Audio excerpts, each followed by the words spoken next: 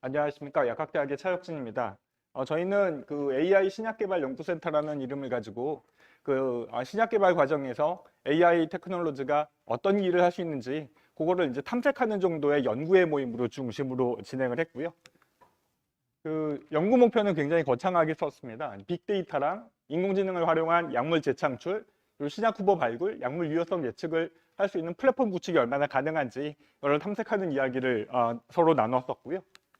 여기 보시면 그 저희 구성은 약학대학에 있는 그 약물학 선생님, 그리고 의학화학 선생님, 또 면역학, 그리고 제가 담당하고 있는 생화학 선생님과 실제로 데이터를 생산하시고 환자 데이터를 가지고 이렇게 많이 그 분석하실 수 있는 의과대학의 임상양리학과 교수님, 그리고 의과대학의 정신과 교수님이 참여하셔가지고 연구의 모임을 진행했습니다.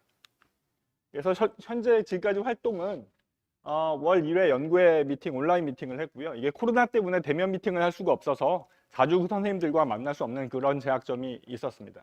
그래서 지금까지 저희가 외부 연자분들을 초청해서 이 AI 관련된 또는 데이터 사이언스가 어떻게 신약 개발에 관련됐는지를 토론회를 갖췄었는데요. 그 빅데이터를 가지고 약물을 어떻게 탐색할 수 있는지, 그리고 인공지능과 신약 개발을 어떻게 응용할 수 있는지, 그리고 실제로 그 AI를 가지고 드럭 디스커버리와 디벨롭먼트에 연구를 실제로 하시고 있는 분들을 모시고 지금까지 연구 과정을 진행했었고요. 그래서 보면 뭐 간단하게 저희가 하는 일들을 간단하게 소개시켜 드리는 걸 가지고 대신하도록 하겠습니다. 이게 신약 개발하는 대표적인 저희들이 맨날 얘기하는 신약 개발 프로세스인데요. 여기 보면 제일 먼저 타겟 셀렉션이라는 걸 해야 되고, 그러니까 약물에 어떤 게 이제 병이 되는 병의 원인이 단백질이냐, 어떤 단백질을 이니비션 해야지 또는 액티베이션 해야지 병 치료가 되느냐라는 거를 보는 거를 저는 타겟 아이덴티피케이션이라고 합니다. 그리고 이제 스몰 몰레큘 같은 거, 화합물 같은 거 쭉 스크리닝해서 뭐가 약이 될 만한 거냐라고 이야기하는 거를 히트 디스커버리, 또 거기서 좀 더 좋은 케미칼을 만들자 리드 옵티마이제이션이라고 하고요. 그 과정을 통해서 인비트로 인비보 스타디를 통해 가지고 저희가 약물들을 만들어내는데, 아주 많은 과정에서 실제로 AI 테크놀로지가 이 신약 개발 전 과정에서 기여를 하더라라는 걸 알게 됐고요. 특히 타겟 셀렉션 같은 경우는 그 김상권 교수님께서 일을 진행을 하셨는데요. 김상권 교수님께서는 그 간에서 간경변이나 또 간에서 일어나는 다양한 질병들에 대해서 연구를 하고 계시는데, 여기 보면 그 김상권 교수님께서 공부하시는 어떤 특정 유전자가 그 간경변에 굉장히 중요한 유전자다라는 걸 알고 계시는데요. 이 모든 단백질들이나 모든 유전자들이 아쉽게도 약이 될 수가 없습니다. 그러니까 약이 될 수 있는 타겟이 과연 뭐가 있느냐를 이 기초 연구와 또 여기서 얻어지는 여러 가지 데이터를 가지고 그 타겟을 한번 찾아보자라는 쪽에 대한 연구를 진행하시고 계시고, AI 관련된 분들이 여기에 참여하실 수 있으면 참 좋겠다, 이런 말씀을 나눴습니다.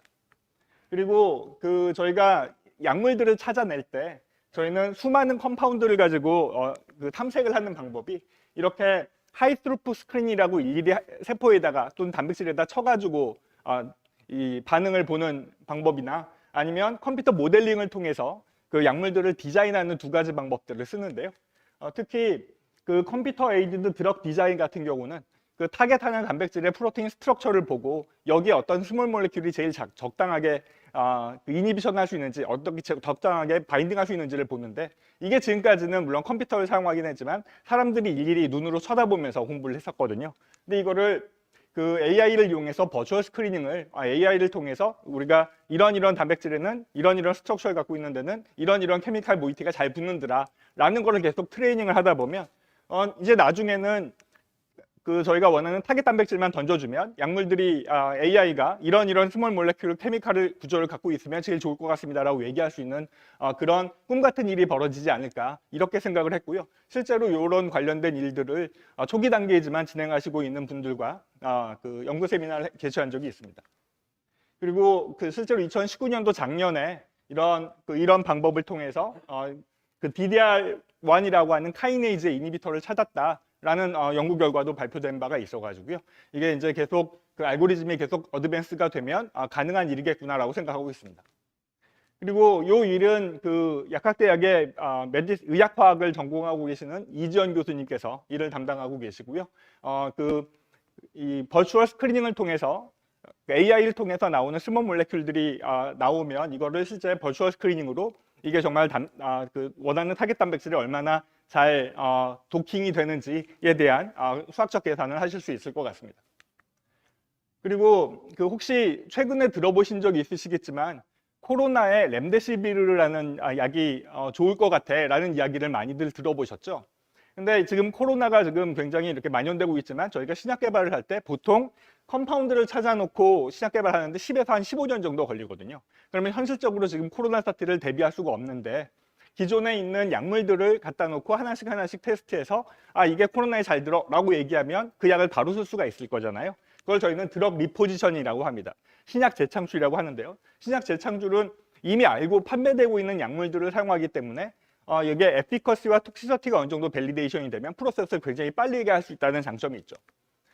그래서 이 여러 가지 타겟을 찾고 그 드럭 리포지셔닝 라이브러리로 이거를 검색을 하는데 여기에 굉장히 많은 데이터베이스가 지금 어베이러블 합니다. 이 데이터베이스를 적당히 이용을 해서 지금 나와 있는 FDA에서 승인되어 있는 약물들을 어떻게 어떤 특정 질환에다가 재창출할 것이냐 대한 연구도 수행하고 있고요.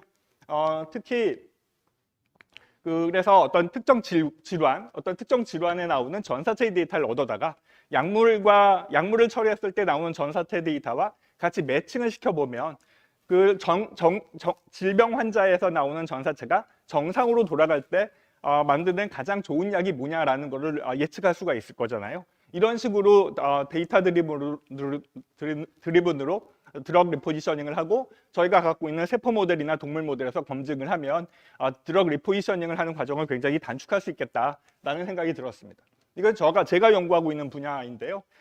그 환자에서 유래한 줄기세포를 가지고 여기서 이제 크리스퍼캐스 유전자 교정 방법으로 정상세포를 만들고 여기서 이제 저희가 원하는 특정 질환을 타겟하고 있는 분화세포를 만들게 되면 저희는 이거를 디지즈 이너 티슈라고 합니다.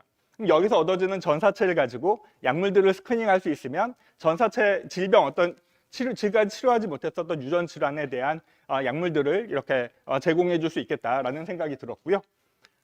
그리고 저희 약학대학의 면역학 교실에 계시는 정현석 박사님은 요새 이뮤노세라피라는 말씀이 굉장히 저희 쪽에서는 굉장히 중요한 이야기인데요.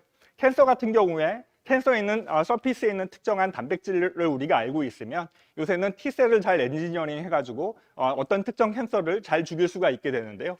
그 환자의 데이터를 환자의 트랜스크립트 데이터나 아니면 환자의 DNA 시퀀스 데이터를 제공해주면 여기에 이 특이한 엔티젠은 무엇입니다라고 AI 테크놀로지가 그걸 얘기해 줄 수 있으면 캔서 같은 경우에 쉽게 저희 약학대학에서는 농담처럼 배불리 먹어도 괜찮은 약, 이건 굉장히 안전한 약이죠. 하지만 일부 약들은 농도 계산을 환자들마다 약물들을 흡수하고 배설하는 정도가 다 다르기 때문에 어떤 특정 약물들 같은 경우는 농도가 굉장히 중요한 경우들이 있거든요. 그러면 각각의 환자들에 대한 그 약물들의 동태 정보들을 쭉 받아다가 저희가 데이터를 갖고 있으면 그 환자들의 어떤 약물들의 동태를 가지고 적정 농도를 알려주는 이런 AI 테크놀로지가 들어갈 수 있으면 참 좋겠다라는 이야기도 하셨고요.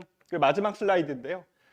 정신과에 계시는 권준수 교수님께서는 스키조프리니아라고 하는 질병에서 어떤 피노타입이 나오기 전에 약을 주는 것보다 이분들의 뇌 사진을 갖다 놓고 스키조프리니아가 생길 수 있다는 걸 미리 검증을 할 수 있으면 약물들 치료를 훨씬 더 효과적으로 할 수 있을 거야라는 생각을 가지고 이런 데이터를 굉장히 많이 모으고 계시더라고요. 그래서 지금 저희 센터에 AI 관련된 일을 해주시는 분이 연구원분이 파견 나와 계시는데 그분들께서는 이게 가장 현실적으로 빠른 일이 되지 않을까 이렇게 생각하고 계십니다. 그래서 여기까지가 저희가 준비한 슬라이드인데요. 보니까는 이 데이터는 굉장히 많더라고요. 특히 많은 그룹에서 이 만든 데이터들을 이렇게 오픈해서 만든 데이터들도 굉장히 많고 또 병원에서 만들어지는 여러 가지 클리니컬 데이터들도 굉장히 많은데 이것들을 어떻게 써먹느냐가 굉장히 중요한 이슈인 것 같습니다. 그런데 이제 문제가 저희가 AI 연구하시는 분이나 아니면 데이터 사이언스 하시는 분이랑 얘기를 해보면 서로 다 다른 랭귀지를 말씀하시기 때문에 서로 소통이 되지 않습니다. 그래서 이번에 저희 팀에 계시는 그 AI 연구원 선생님하고도 얘기할 때도 사실 소통의 문제가 사실은 있는데요. 그래서 저희 앞으로의 생각은 AI 연구원이 하셔야 되는, 할 수 있는 미션 중에 가장 큰 일이 이 AI 전문가와 또는 저희 같은 그 신약 개발하는 사람들이 특정한 분명히 갭이 있을 텐데요. 이 갭을 연결해 줄 수 있는 어떤 이제 융합을 할 수 있는 이런 인재 양성을 하는 것이 어떤 이제 AI 연구원이 갖고 있는 큰 목표가 아닐까 이렇게 생각하고 있습니다. 제 발표는 여기까지입니다.